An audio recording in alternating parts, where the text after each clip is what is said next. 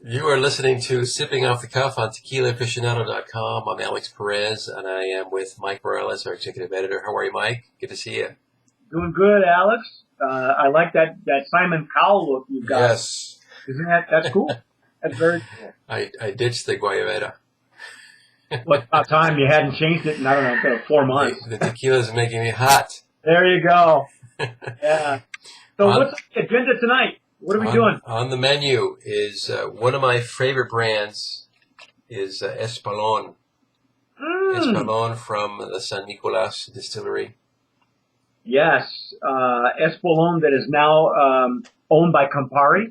Yes. I think everybody remembers Espolon from when when it first came out. It was just to give you a little background in history. It was the stablemate for Espolon was Corazon, and 5, 6, 7 years ago, it used to be that you could only get Espolon, in Mexico, and then eventually made it in the U.S. And at that time, Corazon was owned by Franklin Distillers, by Sidney Frank, who had just sold Grey Goose to Bacardi for I don't know how many millions of dollars. And his plan was to make Corazon the next Grey Goose. He invented the concept. You remember, Alex, because you were telling me earlier that you used to sell Jägermeister. Well, Jägermeister was owned by Sidney Frank, and he was the one he began the sales of using, liquor girls, basically, at events, at on-premise events. And he became world famous for that. And made his fortune with Jägermeister, sold it, acquired Grey Goose, and turned it into, like, the vodka that everybody... A gold goose. It was a golden goose, yeah. And he actually invented the concept. He invented the concept of table service, which is very popular now in Las Vegas. And when he sold Grey Goose to Bacardi, his plan was to make Corazon tequila the next Grey Goose. And then he passed away in his 80s, a billionaire, but was very successful. He knew the formula to really make to really build a label and a brand. Really, yeah, he was a brand maker extraordinaire. And in those days, Espolon and Corazon had similar flavor profiles, but one was different than the other. But Espolon, I remember when I couldn't afford Corazon anymore, I would buy Espolon, which was generally $20 cheaper, and it came in a much taller bottle. I've got one. You got one? Can you show it? Yeah. You want to show yours? There you go. That's exactly. Those are beautiful. And for those, the foil label. Foil on the back. Yeah. Classic bottle. Wood top. The top. And that's what we were used to seeing as Espolon. Now, for those of you who don't know what Espolon is, literally. And if you find any of these, pick them up. Holy cow! Buy it. Because it's actually better than what it is now. Yes, it is. It smells like. Considered by many, it was much different and much better than the newer version. Not to say the newer version's bad. It's different. It's different. It's still good. Still good. It's not the same old juice, but it is still produced at San Nicolas. And this is what the new bottle looks like, Alex. And what a difference! Show your bottle and show this bottle. Yeah, it's very interesting that you would go with something traditional, elegant, to something mainstream. You want to call it? Well, the bottle is not, it's not as expensive. It's not as artisanal. But what you'll notice is the artwork. The artwork is beautiful. Yeah, the artwork is impressive. Yeah, the packaging that they sent this to us, and if you can, I don't know if you can see any of this, but this was around the box, like the band that came where the box came to us. And I don't know if you can even see The that. thing looks huge. Yeah, well, look at the size of that rooster. Yeah, it's beautiful POS, point of sale Yeah. material. The artwork is gorgeous. And so they spent a lot on the artwork. There's a lot of what's going on right now with Dia de los Muertos, which is coming up here in about a month. We're filming this. We're taping this in September. So, we got about a month and a week before Dia de los Muertos. And so there's a lot of that skull, skeleton, calaveras kind of theme. And unfortunately, these were sent to us almost a year ago, Alex.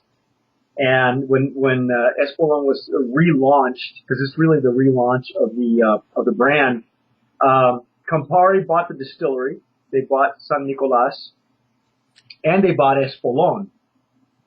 Corazon, the brand Corazon, belonged to another company, and it has been moved. For those of you who are not familiar with the distillery, this is one of the tequilas that is manufactured using what I call the Mozart Method.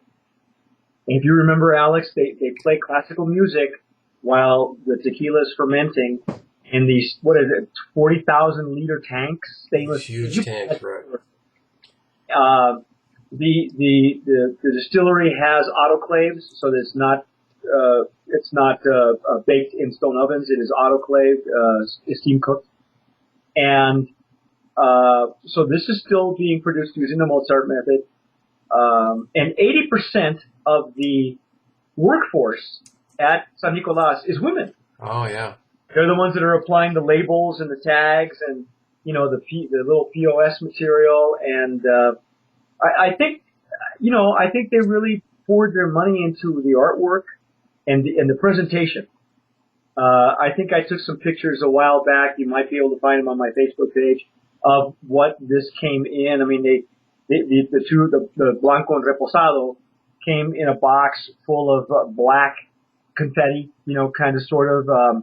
Not only is it great for packaging, but it looks really great for presentation as well. And it was wrapped in this, where the artwork is. Yeah, beautiful presentation. Yeah, very, very nice. So, what's the difference between the juice and the old juice and the new juice? I think we should taste this and find out. And one of the things I wanted to mention, if you ever get a chance to go to Los Altos and visit San Nicolas, it is a beautiful distillery.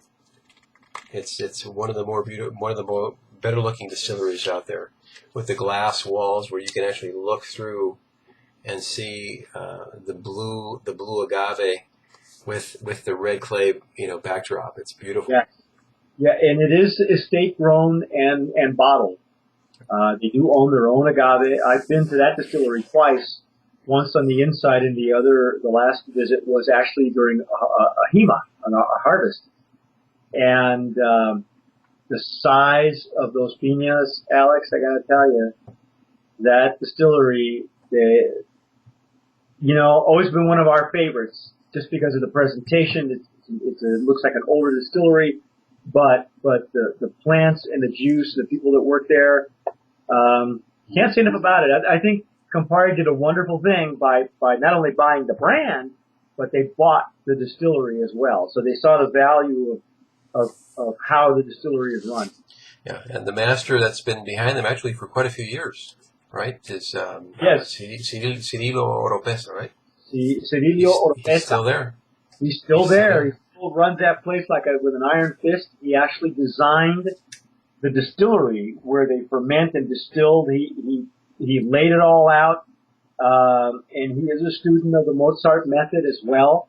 For those of you, just as a side note, Cabo Wabo is now distilled and fermented and bottled there as well. So, and I've heard a lot of great things about Cabo Wabo as well. I think the move to the distillery was a good move for Cabo Wabo. I think they've really improved the flavor. So I think we're gonna try the Blanco. Yes, right? The Blanco. Okay.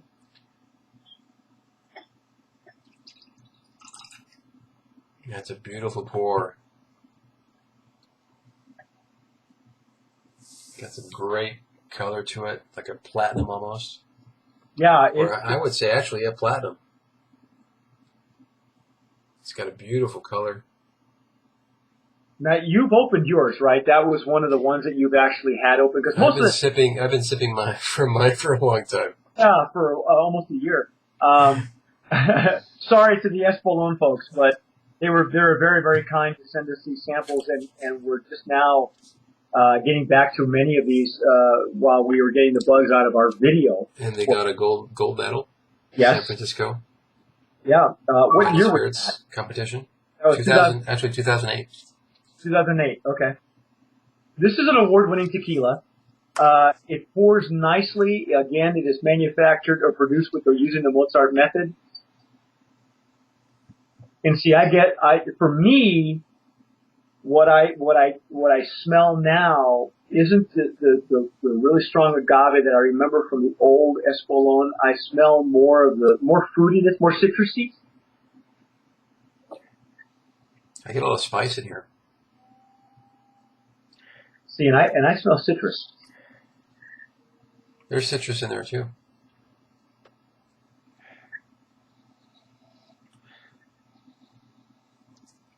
As I recall from my visit to San Nicolas, and you and I, Alex, have a lot of fond memories of being there. In order for the agave to technically be harvested, it needs to measure at 24 bricks, which is how they measure sugar content. And when we hung out with the jimadores, they told us that most often their agave comes in at 32 bricks. And so that seems to be the norm and the average. So the agave coming from San Nicolas is much sweeter, much larger. I can tell you that I have pictures available on request that just beautiful piñas. It's just one of the really nicer estates to go visit. It does smell spicy on the nose. Yes. And you got the agave coming through. Now remember, this is an autoclaved tequila, so it's not the piñas are not baked; they're steam cooked. So you're not going to get as much of the roasting in the nose. No, you'll get more agave character with this one. Let's taste it.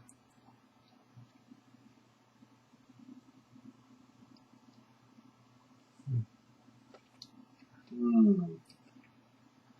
Got a real nice mouthfeel to it. Mm. Nice body. Wow. You know what, Alex? I'll be honest. This tequila has been sitting on my bar for almost a year. And, you know, the cork, there's been very little dissipation. There's been nothing, you know, and there's a lot of temperature changes at room temp that happens in a home just naturally. But wow, this did not lose any character at all.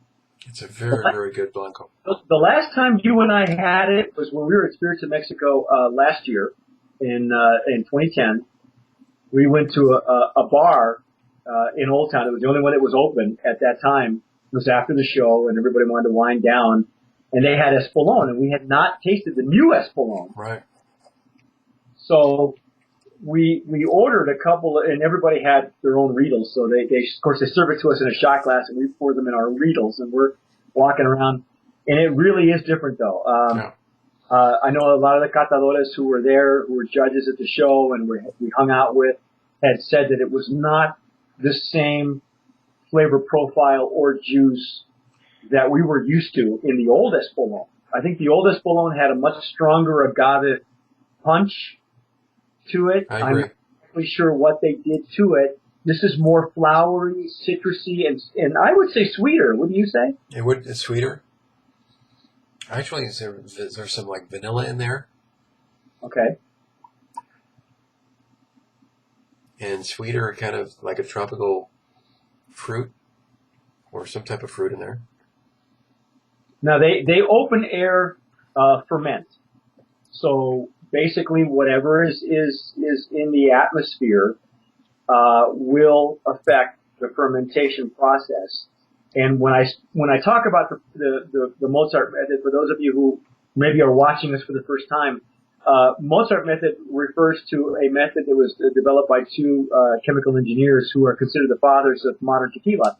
And what they do is during fermentation, they play classical music, Mozart, Vivaldi, specifically Baroque,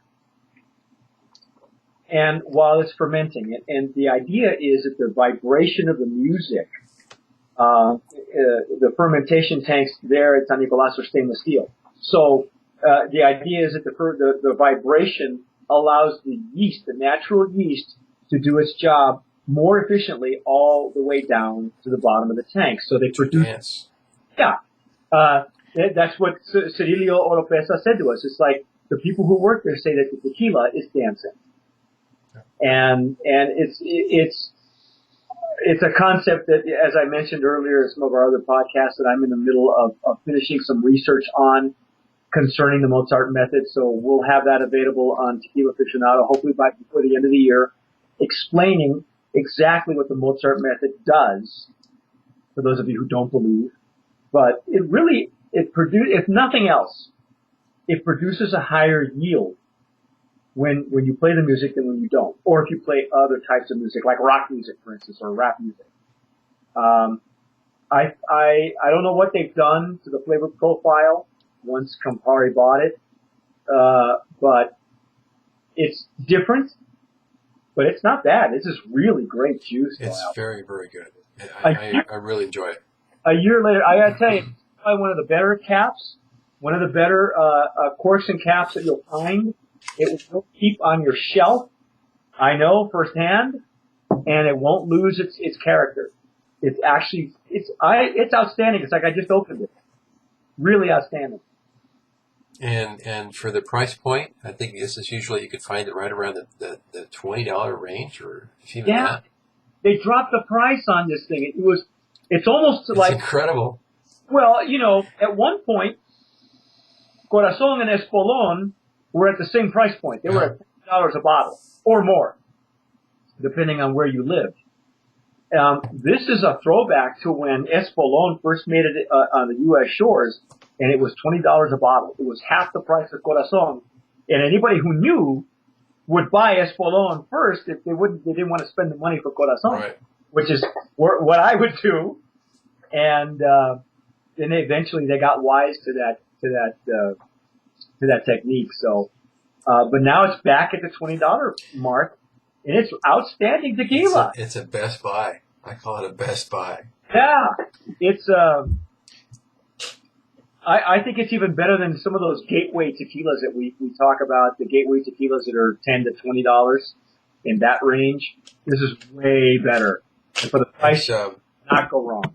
No, I would say it's an everyday sipper. Yes. Good everyday sipper. What do you think? Mixable? Oh, most definitely. I think I've actually tried it in a few margaritas. I can't remember. I've had so much tequila here.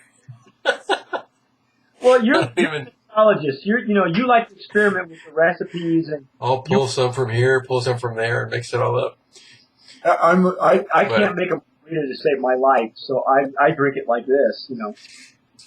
Well, the weekend's coming up, so I know people are going to be coming over. But I love Espolon, the old and the new. I still love it. I think, you know what? It doesn't. They don't take away. They're not mutually exclusive. They're really just different eras. I think that when you're estate owned and bottled, your agave goes through changes. The terroir, the rainfall. You know what? I would love to ask Cirillo. He might have made the change purposely. Could have been. He closed the chapter and started a new one. I bet I'd love to ask him that question. I have to pin him down though, because he's very close. We asked him. When I went, we went with the group from the Ian Chavez's Blue Agave Forum. That was our first visit, and at that time they were distilling both Espolon and Corazon. And I asked him. I said, "Is it virtually the same tequila?" And he said, No, he said Corazon is a different flavor profile, just slightly. They're almost the same, but they're not. In fact, with Corazon, he explained to us, I think the Reposados and the Añejos were rested differently than the Espolons were. The Espolons, you'll notice the old Espolons were always darker, and what they said was that they would rest the Reposados first in virgin barrels. And so that's why the Reposados were always so dark. And then they would reuse the barrels for the Añejos, and the Añejos were lighter. And that was how they played with the other varietals. And I think in our next podcast we're going to do Espolon Reposado. But the Blanco is outstanding. Blanco is excellent. Yes. Excellent. Look for it on your. It's everywhere. This Espolon is everywhere. You can't miss it. If you can get your hand on the old pre-Campari bottle, get a hold of it. Actually, I just remembered where I can find some. I'm going to grab some before it's gone. Yep. It's usually sitting on the bottom shelf. Nobody can see it. It's known 40 for those of you who are looking. Yeah, definitely pick it up. You can't go wrong. You can't go wrong with the Espolon, the old or the new. I love it. It's a crowd pleaser. Go get it. I love it. Well, thank you, Mike. Alex, I treasure your opinions. And as always, up to you. I'm going to have to cut you off. I think you've had too much. I'm done. You're done. Sip wisely.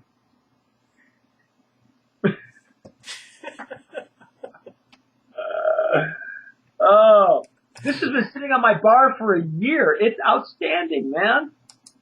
I hadn't touched it for a year because all I had was about a swallow.